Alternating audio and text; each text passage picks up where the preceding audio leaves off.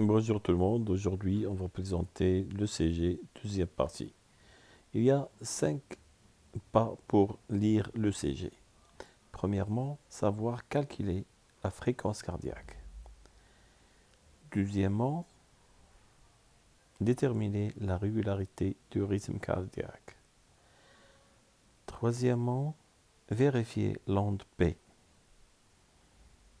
Et quatrièmement, déterminer l'intervalle PR. Cinquièmement, déterminer l'onde QRS. Pour commencer, le calcul de la fréquence cardiaque se fait par la formule suivante. 300 divisé par le nombre des grands carreaux entre deux aires si le rythme est régulier.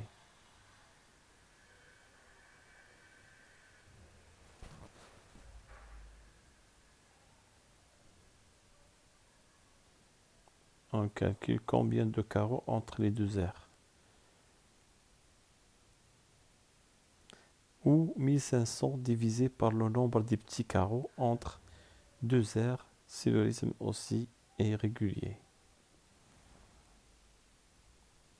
Par exemple, s'il y a 5 grands carreaux entre deux aires, on prend 300 divisé par 5 est égal à 60 battements par minute.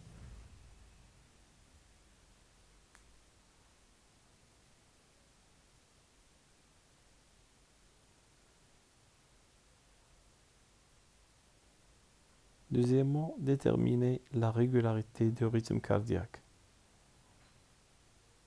C'est facile. La distance entre les aires doit être la même, donc on dit que le rythme est régulier. La mesure se fait par une réglette entre deux aires.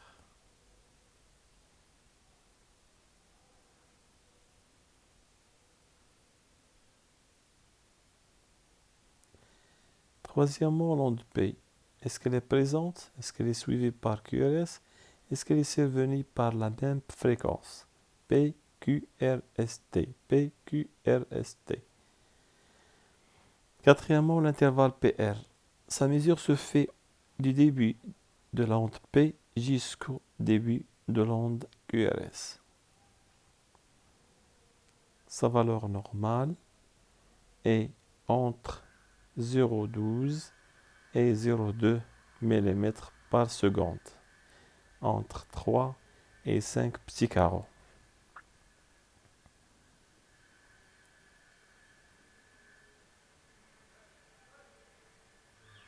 Cinquièmement, l'onde QRS. Sa valeur normale est entre 0,04 et 0,12 mm par seconde. Pour conclure, le CG est considéré normal lorsque le rythme est régulier, la source est sinusale, la fréquence est entre 60 et 100 battements et le PR ou l'intervalle PR est entre 0,12 et 0,2 mm par seconde et le QRS entre 0,04 et 0,12 mm par seconde. Merci pour votre attention et n'oubliez pas de faire like et abonner dans notre chaîne. Merci.